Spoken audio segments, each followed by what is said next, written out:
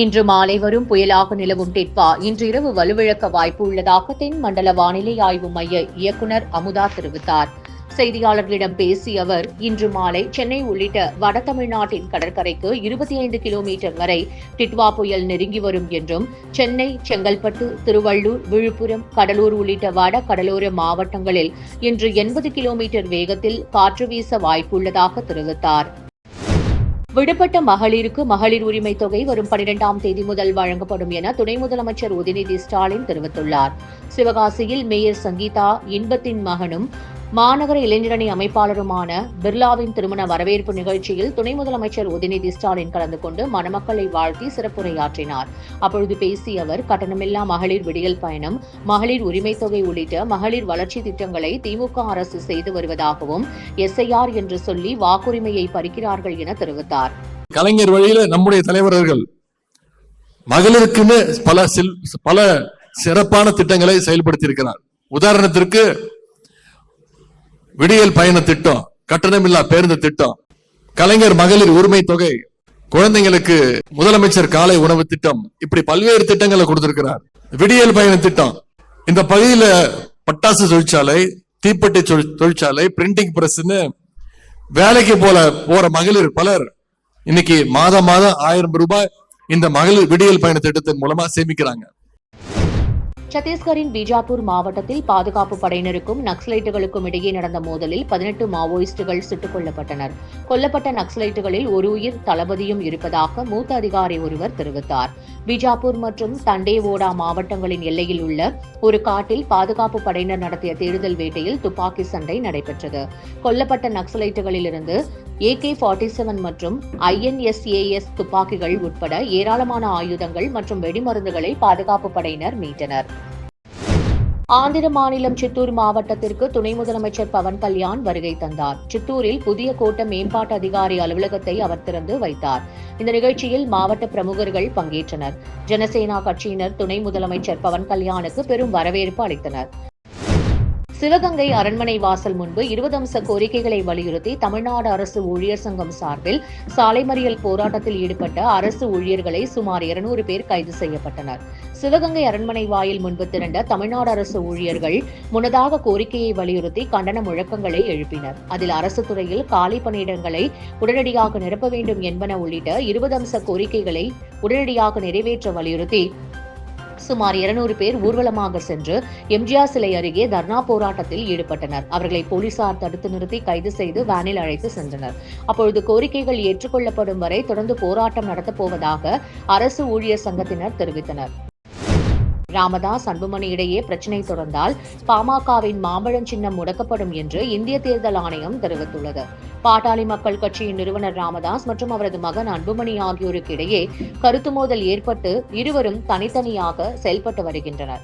இந்நிலையில் போலி ஆவணம் கொடுத்து பாமக கட்சியை அபகரித்ததாக அன்புமணி ராமதாஸுக்கு எதிராக பாமக ராமதாஸ் தரப்பு டெல்லி உயர்நீதிமன்றத்தில் வழக்கு தொடர்ந்துள்ளது.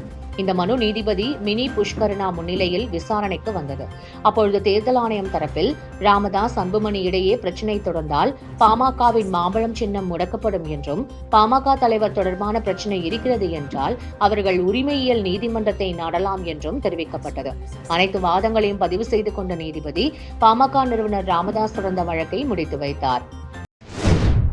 இனி ரயில்வே முன்பதிவு கவுண்டர்களில் தட்கல் டிக்கெட் எடுக்க விரும்பும் பயணிகள் தங்கள் மொபைல் போனில் வரும் ஒரு முறை கடவு சொல்லை கொடுக்க வேண்டும் என்பது கட்டாயமாக்கப்பட்டுள்ளது. கடைசி நேர டிக்கெட் முன்பதிவு வசதியின் தவறான பயன்பாட்டை தடுக்கவே இந்த நடவடிக்கை எடுக்கப்பட்டுள்ளதாக ரயில்வே அதிகாரிகள் தெரிவித்துள்ளனர். கடந்த நவம்பர் 17ஆம் தேதி முதல் கவுண்டர்களில் முன்பதிவு செய்யப்படும் பயணங்களுக்கு OTP அடிப்படையிலான தட்கல் டிக்கெட் முறையை ரயில்வே அமைச்சகம் சோதனை அடிப்படையில் தொடங்கியது. முதலில் சில ரயில்களில் மட்டும் இது அமல்படுத்தப்பட்டது. விரைவிலேயே 52 ரயில்களாக அதிகரிக்கப்பட்டது. அடுத்த சில நாட்களில் மீதமுள்ள எல்லா ரயில்களுக்கும் கவுண்டர்களில் இந்த முன்பதிவு முறை அமல்படுத்தப்படும் என ரயில்வே அமைச்சகம் தெரிவித்துள்ளது. வெளிநாட்டு தலைவர்களை எதிர்க்கட்சித் தலைவரும் சந்தித்து பேசும் மரபை மத்திய அரசு கைவிட்டு விட்டதாக மக்களவை எதிர்க்கட்சித் தலைவர் ராகுல் காந்தி குற்றம் சாட்டியுள்ளார். நாடாளுமன்ற வளாகத்தில் செய்தியாளர்களிடம் பேசிய அவர், இந்தியாவுக்கு வரும் வெளிநாட்டு தலைவர்களை எதிர்க்கட்சித் தலைவர்களும் சந்தித்து பேசுவது மரபாக இருந்து வந்தது.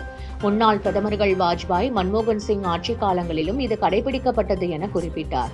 ஆனால் தற்பொழுது வெளிநாட்டு தலைவர்கள் இந்தியாவுக்கு வருகை தரும் பொழுது அல்லது தாம் வெளிநாடு செல்லும் பொழுது எதிர்க்கட்சித் தலைவரை சந்திக்க வேண்டாம் என்று அரசு அறிவுறுத்துவதாக ராகுல் காந்தி தெரிவித்தார். जनरली इस सरकार की पॉलिसी है नॉर्मली ट्रेडिशन होता है कि एलओपी के साथ जो भी बाहर से आते हैं उनकी मीटिंग होती है. ये वाजपेयी जी के टाइम होता था, मनमोहन सिंह जी के टाइम होता था, ये ट्रेडिशन रहा है. बट आजकल क्या होता है कि जो फॉरेन डिग्नेटरीज आते हैं या जब मैं कहीं बाहर जाता हूं तो सरकार उनको सजेस्ट करती है कि एलओपी से नहीं मिलना चाहिए. तो ये इनकी पॉलिसी है. ये हर बार करते हैं. जब मैं बाहर जाता हूँ ये करते हैं, जब लोग यहाँ आते हैं मैं करता हूँ. हमें मैसेज मिलता है कि हमें बताया गया है कि सरकार हमसे कहती है कि आपसे नहीं मिलना है. Thank you. புதுக்கோட்டை அருகே திருக்கட்டளையில் ஊராட்சி ஒன்றிய நடுநிலைப்பள்ளி அருகில் உள்ள பேருந்து பயணிகளின் நிழற்குடை குடிகாரர்களின் கூடாரமாக மாறி அதிக அளவிலான காலி மது பாட்டில்கள் அடுக்கி வைக்கப்பட்டிருந்ததால் பொதுமக்கள் அதிர்ச்சியடைந்தனர். இரவு நேரத்தில் அதிக அளவில் மதுவை குடித்துவிட்டு அங்கேயே காலி மது பாட்டில்கள், பேப்பர் கப் உள்ளிட்ட குப்பைகளை அப்படியே போட்டு செல்வதால் பள்ளி மாணவ மாணவிகள் மற்றும் பொதுமக்கள் அந்த பேருந்து நிறுத்தத்தை பயன்படுத்த முடியாத சூழ்நிலை ஏற்பட்டுள்ளது. அரசு பள்ளி முன்பாகவே செயல்படும் பயணிகள் நிழற்குடையை மது பிரியர்கள் அசுத்தம் செய்து வருவதை உடனடியாக தடுத்து நடவடிக்கை எடுக்க வேண்டும் என அப்பகுதியில் உள்ள பொதுமக்களின் கோரிக்கையாக உள்ளது. வாக்கு வங்கிக்காக அரசு பிரித்தாளும் சூழ்ச்சியில் ஈடுபட்டு இருப்பதாக பாஜக மாநில தலைவர் நயினார் நாகேந்திரன் தெரிவித்துள்ளார். நெல்லையில் செய்தியாளர்களை சந்தித்த அவர், பாரதிய ஜனதா சார்பில் நடைபெறும் பிரச்சார பயணத்திற்கு மக்களிடையே நல்ல வரவேற்பு இருப்பதாக தெரிவித்தார். திருப்பரங்குன்றத்தில் நேற்று கார்த்திகை தீப திருநாள் கிட்டத்தட்ட என்னைக்கு உலகம் தோன்றிச்சோ அன்னையிலிருந்து கார்த்திகை திருநாளுக்கு எல்லாரும் வீடுகளிலையும் தீபம் ஏற்றுவதும் எல்லா கோயில்களில் தீபம் எடுத்துவதும் வழக்கம். திருப்பரங்குன்றத்தை பொறுத்த மட்டிலும் அறுபடை வீடுகளில் முதல் வீடு. அந்த முதல் வீட்டில் ஏற்கனவே மலை யாருக்கு அப்படிங்கிற ஒரு பிரச்சனை வந்துச்சு.